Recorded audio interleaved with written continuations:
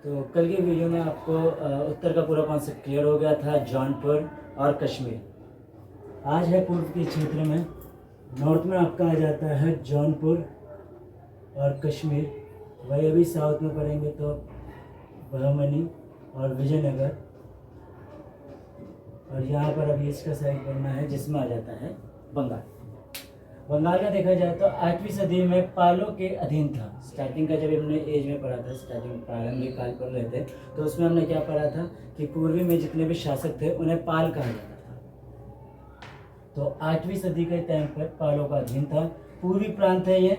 परिवहन और संचार के यहाँ कम साधन थे, जिनमें से यहाँ पे जितने भी शासक थे वो अगर बंगाल को कंट्रोल भी कर लेते थे तो वो ज़्यादा देर तक कंट्रोल नहीं रख पाते थे, क्योंकि परिवहन वहाँ तक सही से चल नहीं पाता था। दूसरा, वहाँ पर संचार का माध्यम सही से था नहीं, तो इसलिए ज़्यादा वहाँ पर नियंत्रण बनाना मुश्किल था।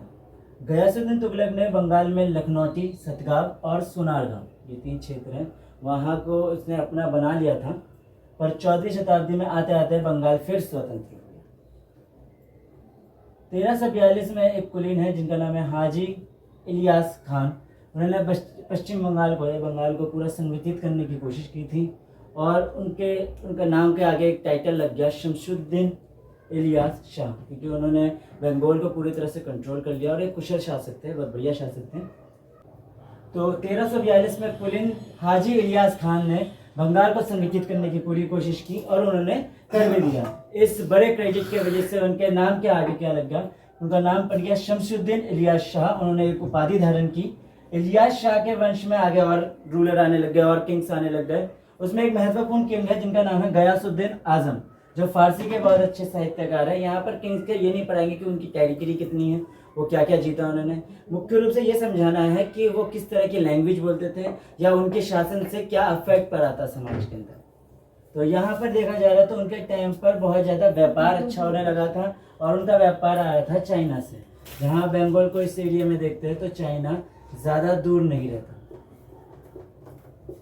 इसलिए इन दोनों के बीच में जो व्यापारिक संबंध थे वो काफ़ी मधुर थे, मतलब अच्छे थे। चाइना और बंगाल के बीच में जो शासक थे उनका काफ़ी अच्छा लेन देन था उनके शासकों के साथ। तो चीन और बंगाल के बीच में व्यापारिक संबंध काफ़ी मधुर बनने लग गए। 1538 में जाते जाते शेर शाह सूरी ने बंगाल को अपने आप में मिला लिया, मतलब अपने साम्राज्य के, अपने टेरिटरी बाउंड्रीज में मिला लिया। 1586 में अकबर ने उसको वापस जीत लिया। तो शेर शाह सूरी के पास जो अगले किंगडम में आए थे वो मुगल एम्पायर के अकबर आए थे, और उन्होंने उसे अपने में जीत लिया और उसको क्या कर दिया, उसे एक सूबा घोषित कर दिया गया। उसको एक अपॉइंट कर देते थे व्यक्ति को जो उसके पूरे प्रदेश को या एरिया को वो संभालेंगे।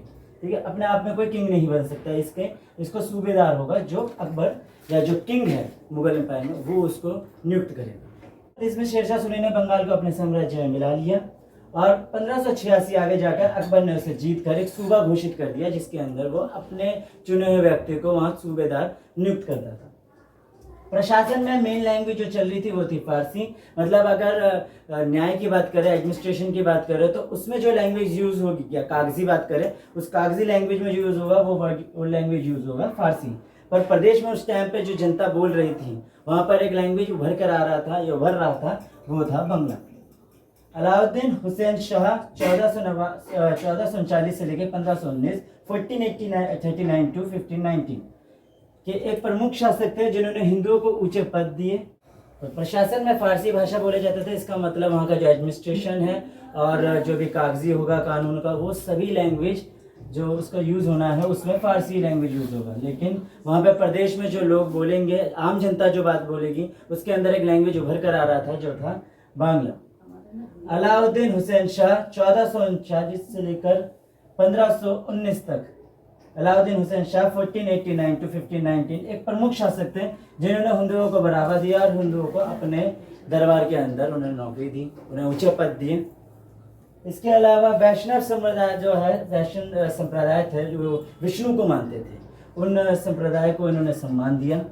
सिकंदर लोदी के साथ इनका युद्ध चल रहा था, लेकिन लंबे युद्ध के बाद फाइनली उन्होंने एक शांति समझौता पर साइन कर लिया और शांति स्थापित कर ली। इस पूरे कॉन्सेप्ट में वापस बंगाल के बारे में पढ़ाया जा रहा है, जिसके अंदर जैसे कि जौनपुर अभी कश्मीर को पढ़ा था, उसी तेज सेम से आपका बंगाल का कॉन्सेप्ट है कि किस प्रकार से बंगाल के नए नए शासक आए, उनसे किस किस तरह से इन्फ्लुएंस है। जैसे कि अभी एक चाइना की बात करते हैं कि चाइना से लोग इधर आ रहे थे, इसका मतलब चाइना का भी इन्फ्लुएंस होगा। वही अगर यहाँ पर फारसी या कोई और किंग आ रहा है, जो मोहम्मदन किंग यहाँ दिखाई दे रहे हैं, इस्लामिक किंग, वो अपने साथ में जो लैंग्वेज लेकर आया है वो बंगाल पे यहाँ पर प्रशासन के रूप में उसने थोपा था, जिसमें यहाँ बोला जा रहा है कि प्रशासन में फारसी भाषा बोली जाती थी या फारसी लिखित में चल रहा था या कानूनी तौर से चल रहा था। इसका मतलब हर किंग अपने साथ अपनी लैंग्वेज को, अपनी संस्कृति को वहाँ बनाए रखता है। साथ साथ में जब दो अलग अलग तरह के संप्रदाय, दो अलग अलग तरह के कल्चर वाले लोग मिलते हैं तो एक नए कल्चर का या एक नई चीज़ का, नई भाषा का वो भी उदय होता है। जैसे कि बांग्ला भाषा का वहाँ पर उदय हो रहा था। इस प्रकार से बंगाल।